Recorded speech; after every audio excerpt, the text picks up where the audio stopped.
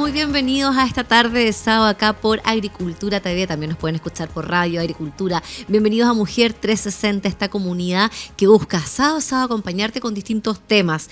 Hoy vamos a estar enfocados en el tema de la salud. Y nuestra primera invitada, la doctora Camila Melo Saavedra, va a venir a hablar también de cómo es cada día más relevante la genética en la medicina. Por supuesto, ella es médico cirujano en la Universidad de Chile y es especialista en genética clínica de la misma casa de estudios. Y si yo les dijera todas las instancias en las que participa como miembro activo, solo les puedo resumir que la doctora Melo está obviamente a la vanguardia, ¿por qué no?, revolucionando todo lo que es la genética en la medicina en nuestro país. ¿Cómo está, doctora? Bienvenida, Camila, a Mujer 360. Muchas gracias por tu invitación aquí. Si te puedes acercar un poquito, el micrófono, ¿Sí? tú lo puedes mover Claro. así para escucharte mejor. Ahí, ¿sí? Ahí sí. Camila, ahí te escuchamos perfecto. Muy bienvenida. Muchas gracias. Partamos por este titular. ¿Por qué en los últimos años estamos escuchando tanto de la genética en la medicina? ¿Cómo se está vinculando cada vez más esta área de especialización y por qué se vuelve tan relevante? Sí, mira, la verdad es que es una ciencia que está comenzando como a nacer, se podría decir, si bien esto partió hace muchos años atrás y tuvo como un nuevo surgimiento cuando se codificó el genoma humano. Uh-huh. Hoy en día sabemos que la aplicación de la genética es transversal para todas las especialidades dentro de medicina. Entonces, en salud, todas las dolencias, o la mayoría de ellas, tienen un trasfondo genético. Y eso estamos recién empezando cómo aplicarlo y aterrizarlo a la salud de cada persona. Y eso quiere decir, tú hablabas de las dolencias desde las más leves hasta situaciones más complejas, o estamos hablando de un tipo de enfermedades o un tipo de cuadro que pueden ser más complejos? No, mira, en general pueden ser patologías bastante comunes, enfermedades como la hipertensión, la diabetes, los infartos, los accidentes cerebrovasculares, todos pueden tener un componente genético que hoy día estamos empezando a descubrir o a más que nada como a descifrar o interpretar desde nuestro genoma, encontrando factores de riesgo genéticos para desarrollar estas enfermedades que son tan comunes. Y obviamente además están un espectro de enfermedades que son mucho menos frecuentes, uh-huh, como las enfermedades raras o poco frecuentes, claro, que tienen un trasfondo casi netamente genético, te diría yo. Un 100% uno encuentra una mutación que te explica esa enfermedad. Y esto desde el punto de vista del que consulta, de los que somos pacientes. ¿Cambia también la forma en la que nosotros nos aproximamos a esa consulta médica, en la forma en la que a lo mejor tenemos que entender esa dolencia o un diagnóstico en específico? ¿Tenemos que buscar otro tipo de doctores, hacer un doble clic? Porque entiendo perfecto cómo puede cambiar esto en la formación de ustedes, los médicos, y obviamente en cómo llevan adelante el ejercicio de la profesión. Pero yo no soy médico, entonces uh-huh, cuando me enfermo yo, se enferman mis niños, uno muchas veces pide recomendaciones. Oye, pasa esto, ¿a dónde me sugieren ustedes que vaya? Pero no es que uno haga una investigación del doctor o doctora que va a atenderme a mí o a mi familia. Sí, exacto. La verdad es que hoy en día hay varias signos de alerta que uno puede identificar en las familias para pensar que existe un sustrato genético relevante, uh-huh, en ciertas enfermedades. Y eso básicamente hay que partir de la historia de cada familia, ¿ya? De repente hay enfermedades que se vienen repitiendo de generación en generación. El típico ejemplo es el cáncer, ¿no es cierto? Sí, claro. En que un abuelo con cáncer, después el papá, después el hijo, o gente muy joven que debuta con enfermedades que son más bien de la vejez, ¿ya? Entonces uno encuentra ciertos signos de alerta que pueden hacer que uno piense que existe de base una predisposición genética para ciertas enfermedades. Entonces parte con una historia familiar que tiene que ser muy acabada. Nosotros indagamos por primos, tíos, abuelos, etcétera, y vamos identificando estas pequeñas como enfermedades que cada una de ellas puede aportar a un diagnóstico genético mucho más global. ¿Ya? ¿Y cómo puede hacer eso uno desde la casa? ¿Qué es lo que nos sugieres tú, doctora? Porque, claro, cuando uno va a una consulta, siempre te hacen como esas preguntas que ya están como bien estandarizadas, desde si fumas, el consumo de alcohol, de droga, si es que hay algún antecedente clínico relevante en tu familia, papás, abuelos, hermanos, bueno, pero uno desde la casa, ¿cómo lo podría hacer también para hacer quizás, para adelantarse eventualmente a una situación?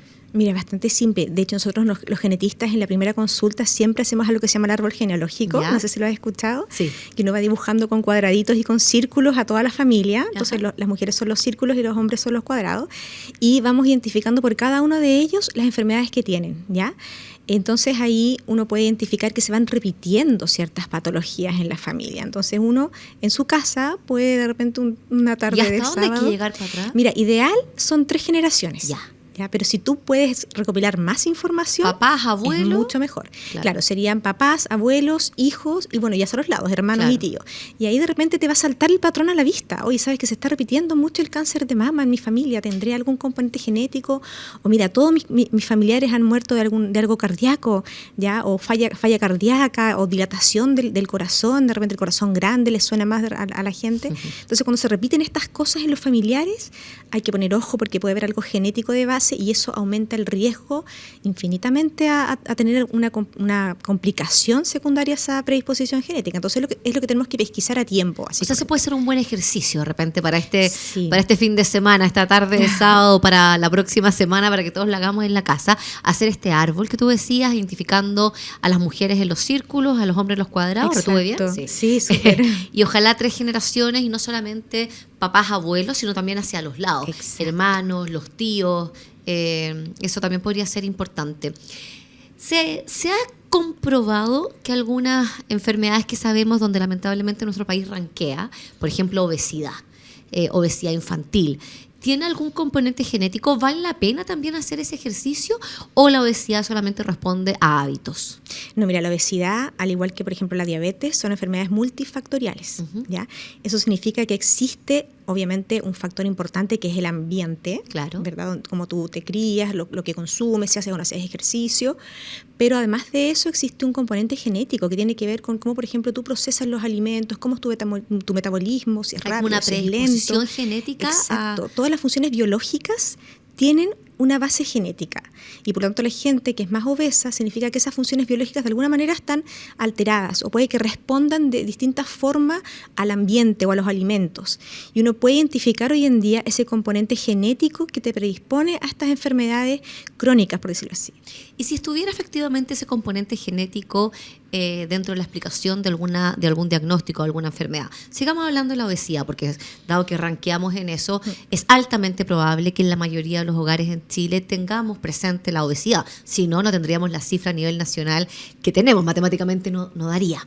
Y nos damos cuenta de este componente o esta situación desde el tratamiento, porque obviamente uno dice, ok, cambiamos los hábitos de consumo de alimentos, empezamos a hacer más deporte, buscamos una vida más sana también en torno a eso.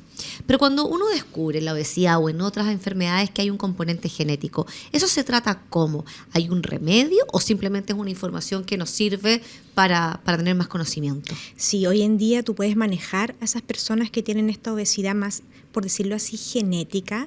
Puedes utilizar medicamentos desde más temprana edad, por ejemplo, indicar ciertos tipos de alimentos o restringir otros alimentos.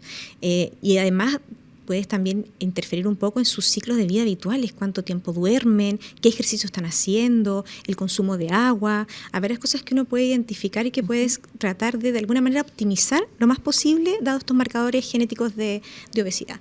Estamos hablando con la doctora Camila Melo, ella es especialista en genética y estamos abordando cómo la genética, el estudio de ella, y no solamente desde la medicina, sino también lo que uno puede hacer desde la casa, entenderlo, involucrarlo más en los análisis, está cada vez más presente dentro de la medicina y obviamente está cambiando la forma, a lo mejor en la que entendemos y nos cuidamos. Hablabas de la importancia del sueño. Yo tengo la impresión, y corrígeme porque bueno, tú haces clases también, estás en MEDS, en Clínica MEDS también con un rol súper importante.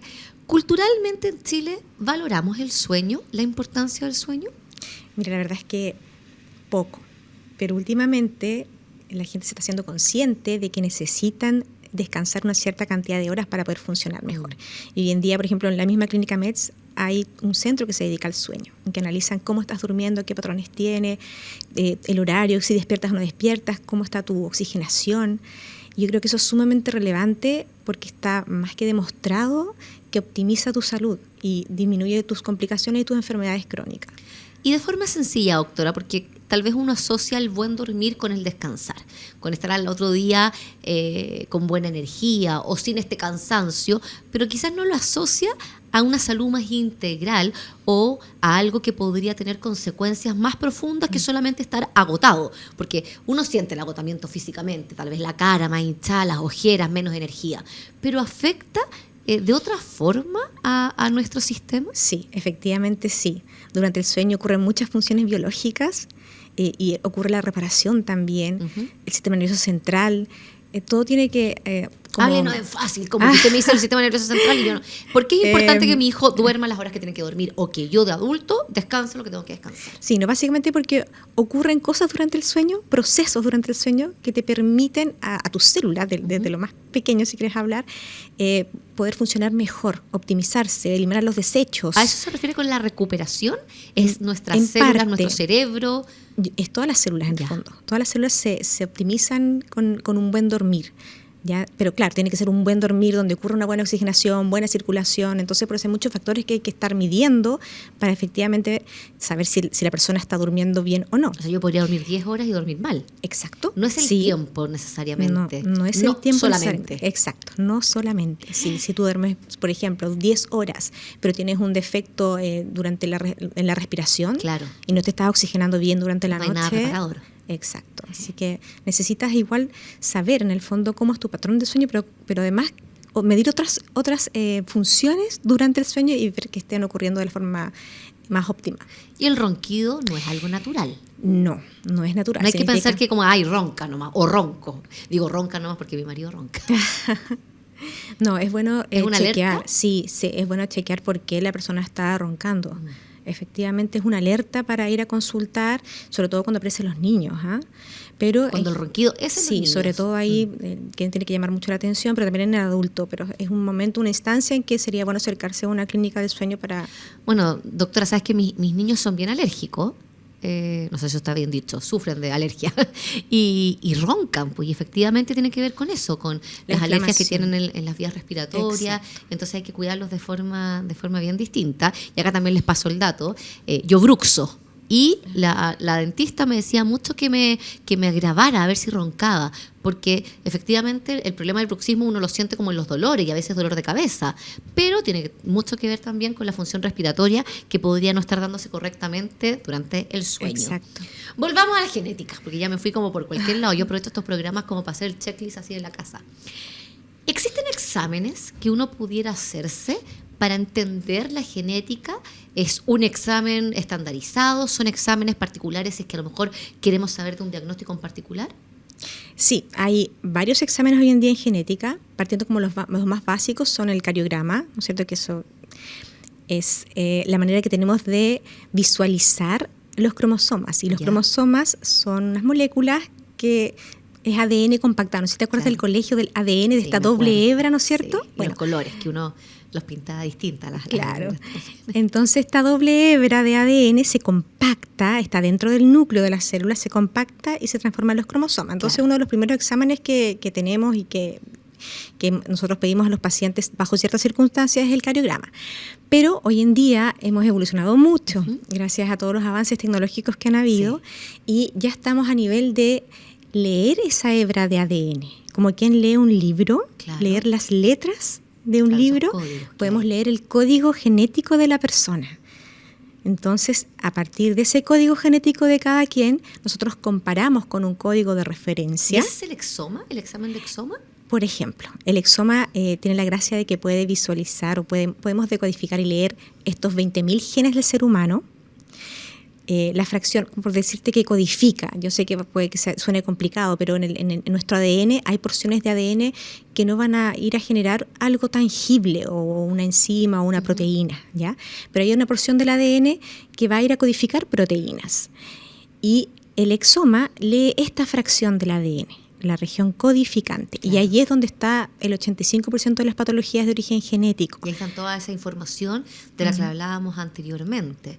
Y este examen puede ser visto de una forma preventiva o solamente uno se lo realiza tal vez cuando hay un diagnóstico, un cuadro y ustedes quieren ir descartando no sé, enfermedades o situaciones que expliquen la condición?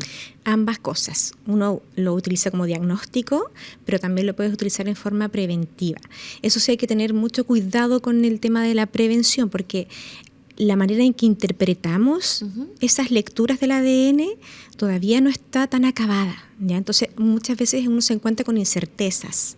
Por lo tanto, es muy importante consultar siempre a un especialista. O sea, pero además me imagino que necesito una orden médica para hacer el examen. Sí, se necesita una orden médica, habitualmente va a ser por un genetista o un consejero en genética que identifica las patologías o las enfermedades que son más frecuentes en la familia o la razón por la cual está consultando el paciente, y elabora entonces una solicitud para el exoma, ¿ya? En la cual detalla por qué razón está pidiendo el examen, porque si no uno nadaría en un mar de información súper difícil, claro, de clasificar. Y una vez hecho eso, se hace la solicitud mediante una orden, llegas al laboratorio, es una toma de muestra de sangre común y corriente, ¿no es cierto?, en un de estos tubitos lila que se toma la gente habitualmente para cualquier examen. Y eso va al laboratorio. Tubito, pura curiosidad. No, es que no les digo tubo lila porque tienen un componente especial, sí. Y ese examen va al laboratorio y pasa por un proceso súper complejo que tiene que ver con extracción del ADN, abrirlo, leerlo, replicarlo. O sea, muchos procesos que ocurren dentro de un secuenciador, ¿no?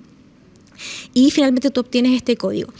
Ahora, en cuanto a la prevención que tú me preguntabas, existen hoy en día una cantidad de genes, que son 84 a la fecha, esto va aumentando y se va cada vez actualizando, que son genes que pueden presentar mutaciones o variantes que son accionables. Y con eso me refiero a que son variantes que, si tú las encuentras y pueden provocar alguna enfermedad, hay algo que tú puedes hacer al respecto, una acción que tú puedas tomar con respecto a esa variante. Claro. La más conocida, por ejemplo, es en el gen BRCA, que es el de cáncer de mama. Iba a preguntarte eso. Pero que también puede provocar cáncer de ovario, próstata, melanoma y páncreas.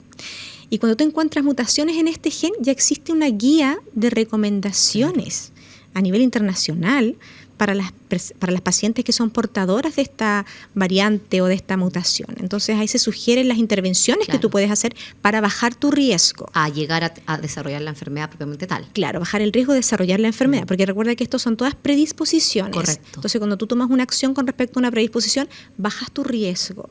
No es que la elimines del todo. No la eliminas, porque tienes que eliminar el gen, básicamente. Pero... Exacto, que es imposible. Y eso es imposible. Exacto. Hace varios años, muchos tal vez conocimos, escuchamos el caso de Angelina Jolie, que ella tenía una historia familiar de cáncer de mama. Sí. No recuerdo si de útero o de ovario también. Y ella habló de este estudio genético, donde efectivamente se dio cuenta al parecer que tenía este gen y tomó decisiones. Por ejemplo, el sacarse ambas mamas, el creo que también sacarse el útero. Bueno, me puedes ir corrigiendo tú. Y quizás, al menos a mi recuerdo, esa fue la primera vez que fue como, ok, acá hay algo que se puede estudiar antes que tengamos el diagnóstico de la enfermedad propiamente tal. Y hemos hablado harto del cáncer de mama, sobre todo cómo en el último tiempo se está dando en mujeres muy jóvenes que no necesariamente tienen antecedentes en su familia de cáncer previo. En ese sentido, Camila, ¿qué nos sugieres, por ejemplo, a las mujeres que nos están escuchando, hombres también que quizás porque mamá me hablaba del cáncer de próstata, su mamá que a lo mejor tuvo un cáncer de mama, tía, abuela, el hombre también puede tener cáncer de mama. Exacto. Y lo que me decía una doctora es que no es tan frecuente, pero si sucede es porque esa situación genética o esa condición genética es más compleja quizás que en una mujer, dado que tan pocos hombres tienen cáncer de mama. ¿Qué le sugiere a las mujeres que tienen historial de cáncer de mama, de útero, de los hombres de próstata dentro de su familia? Consultar, obviamente si hay tanto cáncer en la familia, idealmente un genetista, sí. Pero esto siempre parte por la pesquisa por sus médicos, por ginecólogo, ¿no es cierto? Cuando se hace un examen, una mamografía y se detecta que hay algo sospechoso. Pero en general mujeres jóvenes, la edad cada vez ha ido aumentando. Hoy día ya hablamos de bajo 50 años. ¿Ya? La edad para hacerse si los presentas chequeos, un cáncer de mama bajo 50 años, es ideal que vayas a una consulta con genetista o asesora genética para ver si tienes algún riesgo de tener un cáncer hereditario, es decir, que tenga un componente genético preponderante. Pero si no presento el diagnóstico todavía, hice el ejercicio que tú nos recomendaste al comienzo y me doy cuenta que en mi familia hay un historial de cáncer de mama, cáncer de próstata, cáncer de útero. No sé si me mencionaste otro que responda al gen BRCA. Sí. ¿Puedo ir directamente donde un genetista y pedir la orden? Sí, de hecho, yo creo que ya estamos cerca de 40 genetistas en Chile. ¿Perdona, cuánto? Como 40, no es tanto, pero vamos aumentando. Y uno puede tomar una hora directamente con un genetista, ya sea en clínicas, bueno, en hospitales hay que esperar un proceso, una interconsulta, pero hoy en día desde APS, de atención primaria, ya están derivando a genética directamente cuando existe una historia familiar de alto riesgo de tener un cáncer hereditario. ¿Y se podría negar? O sea, yo sé que necesitamos la orden, pero he tenido hartas conversaciones con mujeres que han hecho esta pega y dicen, hay harto historial en mi familia, por tanto, hay una probabilidad mayor de que yo también lo tenga. No quiero llegar al momento del diagnóstico y me quiero hacer el examen genético antes, porque si efectivamente aparece, bueno, tomar las medidas preventivas de las que tú estabas hablando. ¿Te podrían decir que no al examen? ¿No darte la orden? O sea, ¿cómo uno avanza también con esa inquietud que tienes? Mira, eso también va a depender mucho del genetista o del asesor genético. La verdad es que la decisión siempre es del paciente, ¿ya? Existen obviamente ciertas instancias en que uno dice, esta persona se merece sí o sí hacerse el estudio, y otras instancias en que uno dice, pucha, ¿sabes qué? Es un familiar en tercer grado, tal vez un cáncer que no es tan genético, por decirlo así, uno diría, ¿sabes qué? No corresponde. Sin embargo, hoy en día, y como va la velocidad de las cosas y también todo el tema de los test que se ofrecen al consumidor directamente, yo pienso personalmente que lo mejor es, si el paciente ya está decidido y quiere evaluar sus riesgos, no tendríamos por qué impedírselo. Si es un examen, en el fondo, que podríamos encontrar algo en el cual podríamos hacer prevención. Además, tú decías que es un examen de sangre. Sí, exacto. Pero tampoco tiene una externalidad negativa el hacerse ese examen. El problema es que, dependiendo del examen, obviamente, podemos encontrarnos varias incertezas en el resultado de este examen. Es como la información que va a venir. Claro, después. Y de repente uno dice, ¿cómo interpreto esto? Me encontraron una variante. La típica, por ejemplo, son las variantes inciertas, en que encontramos una variante o una mutación en un gen, pero dice incierto el resultado. Y ahí, como tú le enfrentas al paciente, ¿qué haces? Claro. Entonces, hay algunos autores en que ya no mencionan las variantes inciertas, otros que sí lo mencionan. Entonces, ahí por eso siempre es bueno asesorarse con un genetista, un asesor, dónde ir a hacerse el examen, cuáles son los resultados y cuáles son las expectativas también del paciente. Porque a veces nos pasa que solamente encontramos cosas inciertas y por más que busquemos y hagamos nuestro análisis como genetista, no encontramos una respuesta en el momento, claro. Entonces hay que estar reanalizando a medida que va actualizándose la ciencia y van más descubrimientos. Entonces uno puede después contactar al paciente, ¿sabes qué? Mira, decirle a un paciente, esta mutación que tú tuviste en el año 2022, hoy en día ya sabemos que es maligna, así que corresponde que hagas esto. Y los costos son muy elevados porque también uno ha escuchado que muchos de estos exámenes genéticos se mandan fuera de Chile.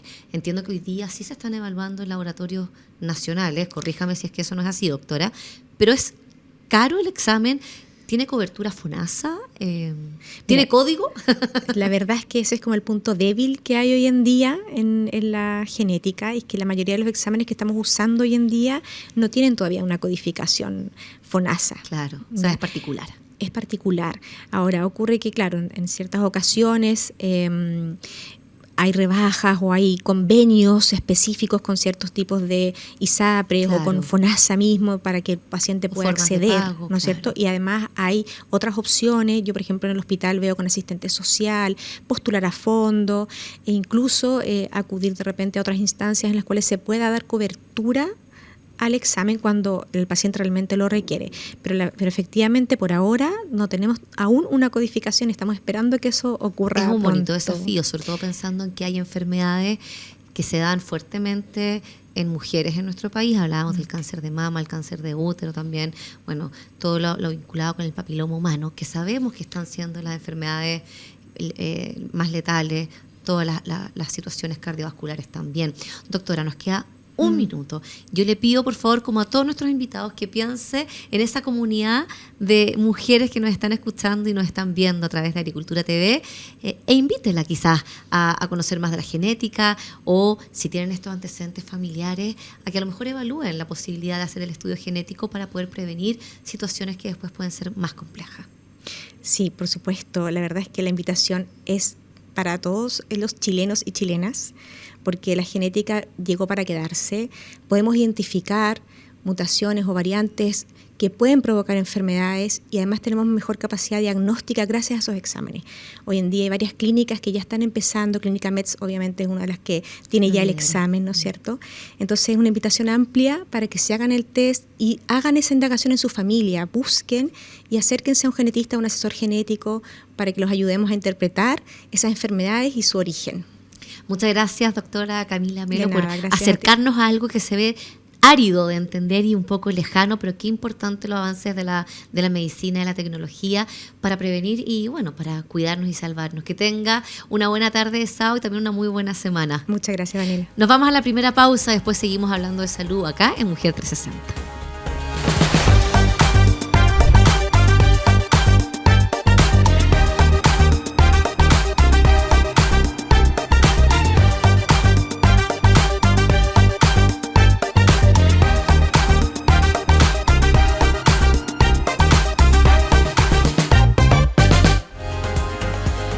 Vuelta acá en Mujer 360 a través de Agricultura TV, lo dije como raro, pero también nos pueden escuchar a través de Radio Agricultura a lo largo de todo el país. Les dije que este sábado Mujer 360 se llenaba de temas de salud para nosotras. Y este segundo bloque tenemos a una gran invitada, Sonia Roa, subdirectora del Centro Académico de Salud y Estilos de Vida de la Universidad del Desarrollo. Tú te has formado profundamente en salud pública y también, bueno, fundadora y primera presidenta de la Organización Chilena de Kinesiología en Salud de la Mujer. Sí. O sea, qué mejor que tenerte acá en esta comunidad de Mujer 360. ¿Cómo estás, Sonia? Muchas gracias, muy bien. Muy contenta de estar aquí en este espacio, divulgando mi tema. Gracias por acompañarnos esta tarde de sábado. A ver, nosotros hablábamos antes de partir, y antes de las cámaras y los micrófonos, de la importancia de entender la relevancia de la actividad física, del ejercicio, de movernos en las distintas etapas y edades de las mujeres. Y tú me hablabas de algo que obvio que yo lo sé, tengo 44 años, vivo así hace muchos años, de que las mujeres estamos dentro de un ciclo permanente y quizás entender ese ciclo desde muy temprana edad hasta, no sé, quizás ya la menopausia, entender ese ciclo como un factor relevante en nuestras decisiones de hábitos saludables. Ayúdanos a desmenuzar ese concepto. Exactamente. Bueno, esto comienza a surgir un poco a partir de la observación de que en la fisiología del ejercicio habitualmente se estudia en hombres, principalmente, ¿ya? Y se asume que se puede aplicar en las mujeres. Y esta observación hace que de alguna forma nosotras tengamos la creencia de que nosotras somos planas todo el mes o que cuando empezamos, nos motivamos a empezar a movernos, que nos movemos poco, de acuerdo, digamos, a las cifras, ¿verdad?, de actividad física, cuando lo empezamos a hacer sentimos frustración porque de pronto nuestro rendimiento o el resultado que esperamos no está siendo el adecuado. Y ahí en la ecuación lo que no estamos mirando es cómo nos estamos sintiendo en función de nuestro ciclo menstrual, ¿ya? Nosotros no somos las mismas todo el mes y tenemos que naturalizar eso en la forma en que nos relacionamos con el ejercicio. Esa es la invitación. Qué interesante, porque no recuerdo, yo ya les dije, tengo casi 44 años, de haber tal vez analizado ese mes, esa etapa en la que estoy de mi ciclo, para entender ciertas como conductas o actitudes. Obviamente hay veces que quiero hacer más deporte que otras, a veces me frustro o me frustraba, bueno, me sigo frustrando por los resultados, me comparo mucho, no sé, típico que en las vacaciones uno camina más, y yo al tiro digo, pucha, al Ale, mi marido, te cambia el tiro el físico con un par de kilómetros de caminata y yo me puedo matar caminando y no me cambia tanto. Exactamente. Entonces, ¿cómo enfrentamos eso? Exacto. Bueno, lo que tú dices, nos comparamos con los hombres, ¿ya? Y nosotros no somos hombres pequeños, como bien dice una investigadora muy renombrada a nivel mundial, que es Stacy Sims. Ella justamente tiene la frase, "Women are not small men". Las mujeres no somos hombres pequeños, ¿ya? Entonces, tenemos que primero, en la cultura en la que estamos inmersos, naturalizar y validar las sensaciones que vamos sintiendo en nuestro ciclo menstrual. Entonces, ella cuenta justamente que su inquietud surge habiendo sido deportista y dándose cuenta que entrenaba lo mismo que sus pares hombres, y entonces dice, yo estoy rindiendo diferente. Cuando llevamos 3 semanas y en esta tercera semana yo me siento pésimo. Entonces comenzó a observar que había un factor que no estábamos siendo estudiadas y que tenía que ver con esto del ciclo. Pero vamos a distinguir este deporte de alto rendimiento, claro, ¿verdad?, de lo que nosotras en la población general, que no somos todas deportistas de élite definitivamente, queremos ir naturalizando. Ya cuando, por ejemplo, en los colegios, desde que las niñitas comienzan con su primera menstruación o la menarquia, comenzamos con esta disconformidad. A la edad de estas niñas probablemente no se sienten cómodas con la primera regla, ¿no? Y luego con la irregularidad que implica ese ciclo al inicio, pero tienen clase de educación física igual. Y cuando dicen tengo dolor, por ejemplo, se les invalida, ¿no? Y dicen, no, tienes que hacer ejercicio igual. Y eso nos va generando cierto rechazo. Pero ¿cierto? ¿qué sería? ¿Que no hicieran el deporte? Porque también uno escucha o lee harto que no, nosotras mismas no nos setiemos, que durante esos días no podemos hacer deporte, sino que la actividad física siga, tal vez en otra intensidad, bueno, cada una también se va conociendo, pero yo me acuerdo que cuando yo estaba en el colegio, alrededor de séptimo, que es un poco la edad en que en promedio ocurre la primera menstruación, era muy frecuente, es que profe, estoy con la regla, estoy en mis días, no quiero hacer deporte. Sí, acá el punto no es... O sea, es básicamente 2 mensajes. Uno, escucharse, ¿ya? Y ser muy honesta, porque eventualmente sí puedes hacer. De hecho, el ejercicio es una de las indicaciones para la dismenorrea, porque justamente la generación de citoquinas antiinflamatorias que genera el ejercicio contribuye a disminuir las prostaglandinas, ¿ya? Que genera, en el fondo, los calambres en el útero. Tradúzcame, ¿ya? Sonia, tradúzcame. No le entendí nada. Sí, ayuda a aliviarle los calambres al útero, ¿ya? Perfecto, justamente por un evento químico. Perfecto. Sí.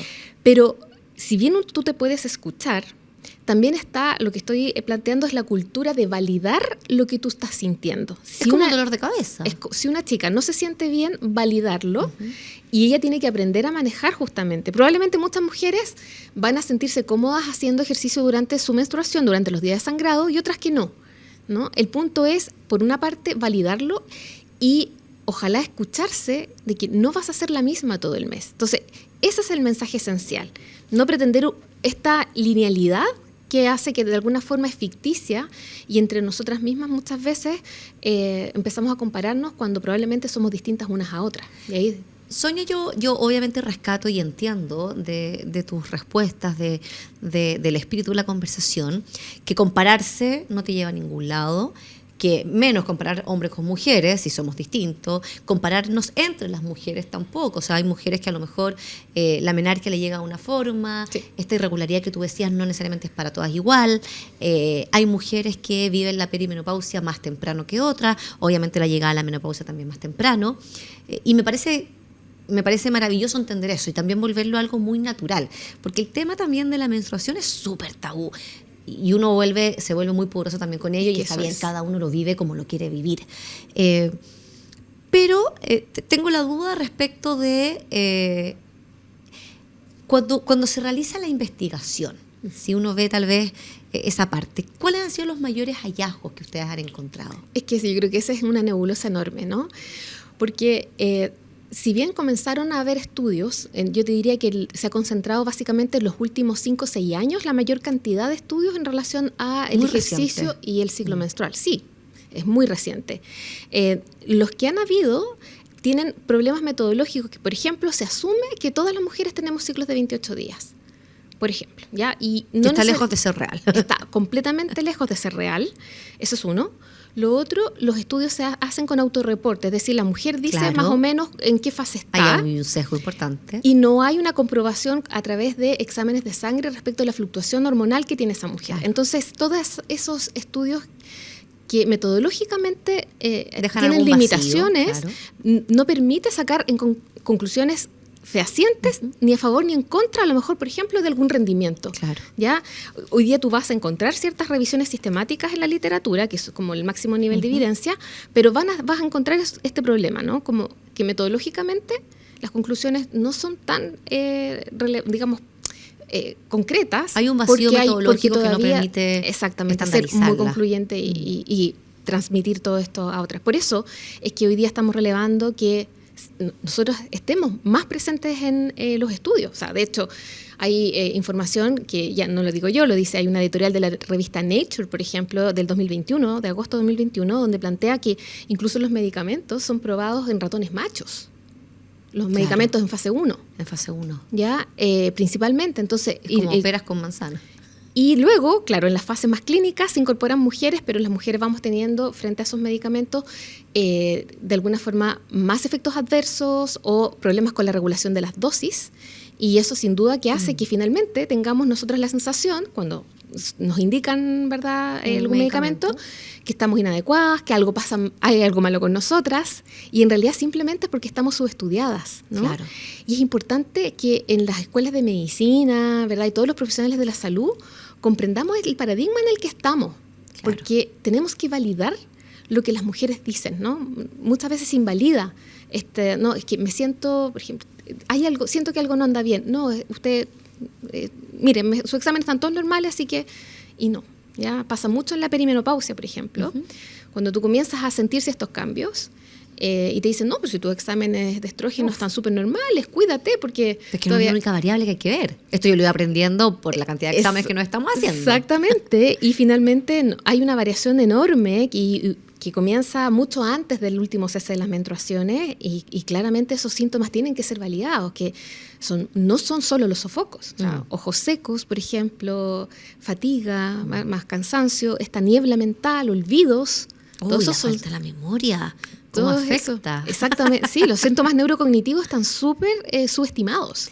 Y en ese sentido, desde el Centro Académico de Salud y Estilos de Vida de la Universidad del Desarrollo, donde tú, Sonia, eres subdirectora, ¿cuál es el foco? ¿Qué es lo que busca este centro? ¿Y cómo podemos conocer también lo que ustedes hacen? Sí, mira, nosotros en el Centro Académico tenemos un rol bastante, por un lado, de la educación, ¿no? Estamos incorporando el enfoque de la medicina, el estilo de vida, en el currículum de medicina hoy día. La idea es que no necesariamente todos saben prescribir los 6 pilares de la medicina del estilo de vida. Son 6 pilares. ¿Cuáles son? Esos 6 pilares son actividad física. No me diga que la memoria... Pacto no. No, es actividad física. ¿Ya?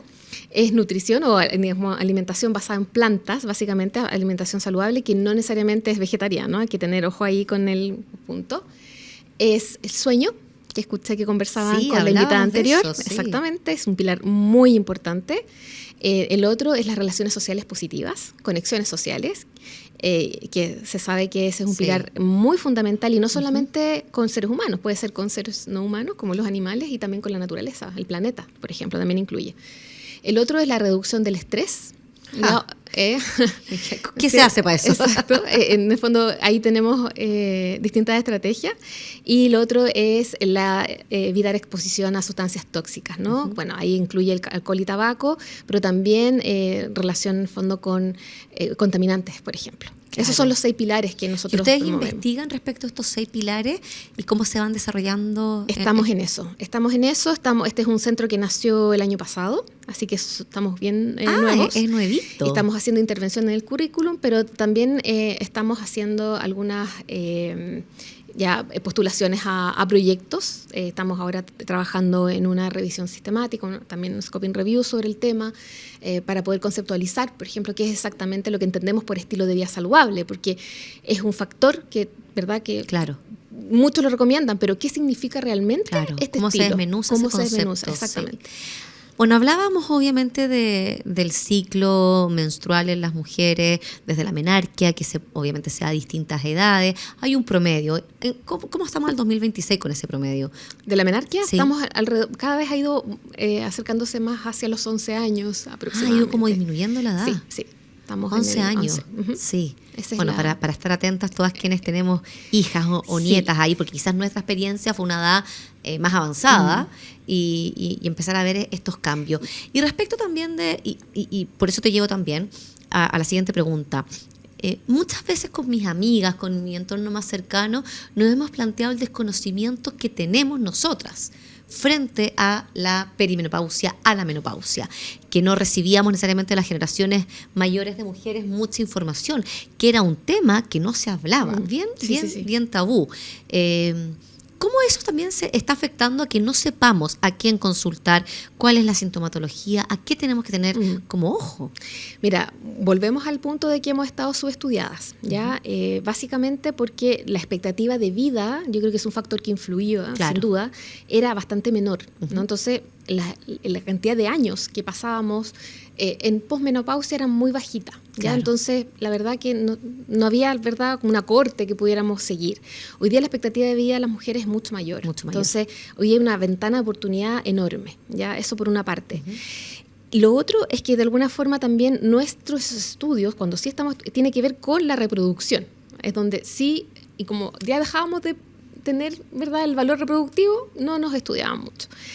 Pero hoy día lo bueno es que a partir de la inquietud probablemente de la población y el despertar de muchos médicos que se hicieron preguntas adecuadas, bueno, hay especialistas ahora. Especialistas que empezaron efectivamente a estudiarse, tenemos más, y gracias a los medios además, ¿no? Porque los medios se está difundiendo este tema y las mujeres están buscando más información, aumenta el nivel de educación. Entonces hoy día sí tenemos más información y lo que debemos como relevar es que efectivamente, así como el ciclo menstrual es natural, el cese de las menstruaciones también es un periodo natural. Correcto. Y nosotras seguimos siendo productivas, pero es un periodo en que nosotras tendemos a compararnos, a propósito de la comparación, a cómo éramos antes, y en realidad tenemos que aprender a transitar, a navegar, ¿verdad?, en esta nueva etapa, donde además es compleja porque en una situación de vida que probablemente nos encuentra con hijos adolescentes. Claro. Y muchas veces en relaciones de pareja que a lo mejor hay divorcios o separaciones, hay conflictos. Entonces es una época de estrés bastante importante que se suma, ¿no? Y es ahí donde también la medicina del estilo de vida permite, y así si generamos cierta adherencia a estos pilares, tener cierto manejo en el fondo, o que este transitar sea mucho más amigable, ¿no? Volviendo con la actividad física, claro. Sabemos que en la perimenopausia necesitamos ganar más músculo. Claro. Ya, el músculo es como nuestra sabemos entre comillas. No, ahora... O sea, ustedes saben, obviamente desde del estudio, quienes se dedican a esto como tú lo saben, pero la población que no nos dedicamos a eso, sí. No es que lo sepamos masivamente. No, exactamente. Pero hoy día la ciencia sí respalda que el ejercicio, y sobre todo las mujeres, dado que comenzamos nosotras especialmente a perder mucha masa muscular, ¿ya? Más que los hombres, porque nuestros estrógenos son los que ayudan a preservarla, a diferencia de los hombres que tienen la testosterona. Nosotros también nos baja la testosterona, la poca que teníamos nos baja y perdemos estrógeno. Nuestra pérdida de masa muscular es mucho mayor. Con eso, si tenemos un envejecimiento en el cual no hacemos nada, claro, nuestra fragilidad va a ser mayor. Por lo tanto, la garantía, ¿ya?, que podemos de una vejez saludable, claro, es tener músculo, ¿ya? Por lo tanto, aquí es importante hacer una distinción. La Organización Mundial de la Salud propone que para tener beneficios de salud nosotros tenemos que hacer al menos 150 minutos de actividad física moderada a la semana, o 75 minutos de actividad física vigorosa, claro, o la combinación, incluyendo 2 sesiones a la semana de fuerza y ojalá también flexibilidad, y las mujeres deben incluir ejercicios de piso pélvico. Pero esa es una recomendación, y hay que ser súper claro, de actividad física, que se refiere a todo movimiento que realizamos, claro, no necesariamente ejercicio. Y ahí hay que hacer la distinción.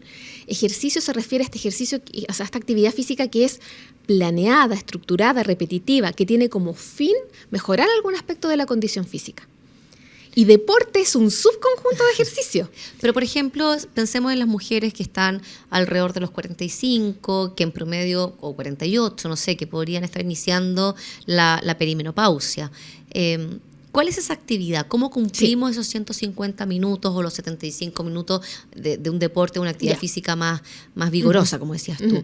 ¿Salir a caminar? ¿Bailar? ¿Cuál es? Es que yo haría la distinción, fíjate, que en mi recomendación, sumar al ejercicio los minutos de actividad física. Por ejemplo, salir a caminar, ¿ya? En el fondo, o mejorar en la dimensión transporte, porque hay distintos dominios donde yo puedo moverme, ¿cierto? En la casa, en el transporte, en el trabajo.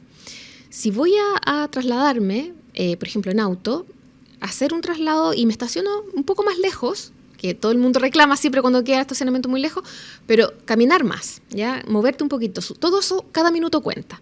O hacer un transporte activo, idealmente usar las bicicletas, como en los países en Europa, que ellos ya han resuelto también parte de los temas de salud a través de la dimensión de transporte, ¿no? Promoviendo que la gente se mueva en bicicleta. Y por ejemplo, esos minutos que suman. Pero también en el ejercicio, yo diría sumar ejercicios con pesas, al menos 2-3 veces a la semana.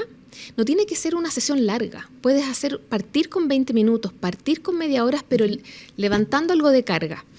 Y ahí sí es importante tener atención para que esa carga sea progresiva y no sea de una sola vez. Una porque, muy alta. Claro, no queremos tener lesiones que a la larga, tendinitis o cualquier en el fondo desgarro, te van a limitar a continuar. Entonces hay que ser súper responsable en que la carga sea progresiva. Pero siempre, si vas a tener un espacio, mi recomendación, dada la evidencia, es que privilegies por sobre todo el ejercicio, si vas a hacerlo, de pesas antes que el aeróbico. Claro. Y si tienes Eso más lo he tiempo, escuchado harto. sumar el ejercicio aeróbico. Estamos hablando en el contexto de mujeres sobre 40 años, Exactamente, 45 años, exactamente. Que podrían estar iniciando el ciclo de la perimenopausia. Para quienes no han hecho deporte nunca, actividad física, nunca suena muy tajante, pero hay gente que le gusta más que a otras, sobre todo si uno piensa en las generaciones más adultas, mujeres de 60, 70 años, pensando también en la expectativa de vida que ha aumentado, que no les gusta hacer deporte o actividad física. Sí. ¿Cómo parten? Ella probablemente ya están fuera o sea, ya están en la menopausia, en la posmenopausia, pero sigue siendo sumamente relevante que cuide la musculatura, pensando en sostener cadera, el abdomen para la espalda, el peso adecuado para las rodillas. ¿Cómo partimos si nunca hemos hecho algo? Sí, con el propio peso. Con el propio peso y con rutinas que sean muy funcionales. ¿Qué quiere decir? Que son ejercicios cercanos a lo que yo hago en el día a día. Por ejemplo, sentadillas. Estaba pensando en eso. Ya. Uno se para permanentemente. Exactamente. Y uno de los ejercicios que es muy bueno es justamente el sentarse, la fase de ir hacia abajo cuando necesitas, en el fondo, sentarte, bueno, ¿no? Te dicen en el gimnasio siempre o en las rutinas, te levantas de forma explosiva y bajas controlado. Lento. Y ahí el músculo tirita. Exactamente. Y bueno, bien seguro, por supuesto, si no tienes mucha fuerza o no tienes mucho equilibrio, comenzar con esos ejercicios que sean muy, muy, muy cercanos a lo que haces en el cotidiano. Claro. Lo otro es bailar, ¿no? También el baile, poner un video en YouTube o de pronto si a esa edad ya tienes nietos, comenzar a bailar con los nietos, que sea lúdico. Yo creo que hemos perdido tal vez ese gozo de realizar, de movernos. El cuerpo está hecho para moverse, no para estar sentado, ¿no? Entonces, tenemos que comenzar a disfrutar y conectar con aquello que nos hace bien. Claro. Siempre la pregunta es, recurrente, ¿cuál es el mejor ejercicio? Bueno, el que se hace. el que te gusta, el que te gusta, el que logras sostener, ¿no? Exactamente. Entonces, por una parte, no despreciar tampoco cada pequeño esfuerzo que tú hagas en relación al movimiento. Todo minuto cuenta, y que eso es lo que dice hoy día la OMS. Entonces, sumar, ¿no? No decir, ya que no voy a ir al gimnasio, no, es como nosotros pensamos mucho en todo o nada. Ya que no puedo ir la hora, binario. Entonces no voy nada. Claro. No, puedes hacer algo en tu casa seguro 10 minutos. Sí, yo siempre digo, nos mandamos maratones de series. Claro. Podemos, ¿verdad?, destinar parte de ese tiempo en conectarnos con nuestro cuerpo, ¿no? Bueno, también he leído harto que la caminata se vuelve una actividad física muy importante, muy completa, sobre todo si le ponemos un poquito de pendiente a esta caminata. Hay varias comunas o localidades en nuestro país que te presentan estas pendientes de forma natural. No estoy hablando que suban un cerro. Hay comunas que son precordilleranas a lo largo de nuestro país que deben tener esta condición. Exacto. Bueno, esa caminata con pendiente también debería ayudar. Sí, sin duda. No sé si les puedo recomendar una serie que se llama Vivir 100 años de Netflix, donde en el fondo habla de las zonas azules, que son las zonas donde las personas son más longevas, ¿ya? Y con buena calidad. Y con buena calidad. Claro. Y cuando tú observas dentro de los pilares, ¿no?, de la medicina y el estilo de vida, tú te das cuenta que uno de ellos es justamente el movimiento. Hay uno justamente en Italia, en Japón, que las pendientes son altas, ¿ya? Y los adultos mayores hacen jardines, ¿ya? Y al movimiento lo hacen con sentido. Claro. No son atletas, los que viven 100 al años. parecer lo que pasa con la pendiente es que no solamente tú estás en la caminata haciendo el cardio, sino que también activas musculatura. La fuerza de las piernas. Se suman, en el fondo ahí es un ejercicio compuesto. Entonces efectivamente es muy bueno. Y claro, el único apellido que hay que ponerle ojalá a la caminata es que sea moderada. Entonces, cuando es con pendiente tienes ese aumento de la frecuencia cardíaca que hace que sea moderado. Y si estás en un terreno más plano, más llano, está bueno que lo hagas un poquitito más rápido. Con un ritmo más acelerado. Con un ritmo más acelerado, pero también yo diría disfrutando mucho el paisaje o la compañía que tengas, ya sea, por ejemplo, un perrito, un animal o a lo mejor la compañía de alguien significativo que y si va es más contigo. plano la caminata, sale con alguien, como estás diciendo tú, Sonia, y conversa. Eso lo vuelve más aeróbico también. Exactamente. Conversar mientras estamos caminando es distinto a a caminar así en silencio. Tal cual. Entonces, de eso se trata también. Vivir 100 años, me decías, Vivir ¿cierto? 100 años, sí. La serie que nos estás recomendando Sí, para entender esto. Sonia, nos quedan pocos minutos. Siempre le pido a las invitadas, a nuestros invitados, que le dejen algún mensaje a nuestra comunidad de Mujer 360 que nos está viendo esta tarde de sábado. Así que, por favor, haznos una invitación. Sí, muchas gracias. La invitación que yo hago es a conectarnos con nuestra ciclicidad, con nuestra naturaleza, a reconectarnos con nuestro cuerpo, a validarlo, a aceptar que somos personas cíclicas, que nosotras simplemente necesitamos volver a reconectar con esta naturaleza nuestra para conocernos realmente, ¿no? Y esa intuición, ¿verdad? Despertar sobre lo que nosotros estamos sintiendo y validar, no dejar que nadie nos diga que no es correcto lo que estamos sintiendo, porque nosotros habitamos nuestro propio cuerpo, ¿no? Esa es la invitación que les hago. Y a moverse. Y a moverse, sí. Y a moverse. Muchas gracias, Sonia. De Sonia Roa, kinesióloga de formación, pero también hoy día subdirectora del Centro Académico de Salud y Estilos de Vida de la Universidad del Desarrollo, quien también ha dedicado gran parte de tu vida ya adulta, profesional, a investigar esto de la salud femenina, la kinesiología y, como tú decías, los estilos de vida saludables y los 6 pilares que este contiene. Gracias por habernos acompañado en este programa Mujer 360. Gracias a ti, Daniela, por la invitación. Y a ustedes, bueno, nos despedimos, se nos fue el programa, pasa tan rápido. Espero que lo hayan disfrutado tanto como nosotros, que tengan una muy buena semana. Y nos vemos el próximo sábado acá en Agricultura TV.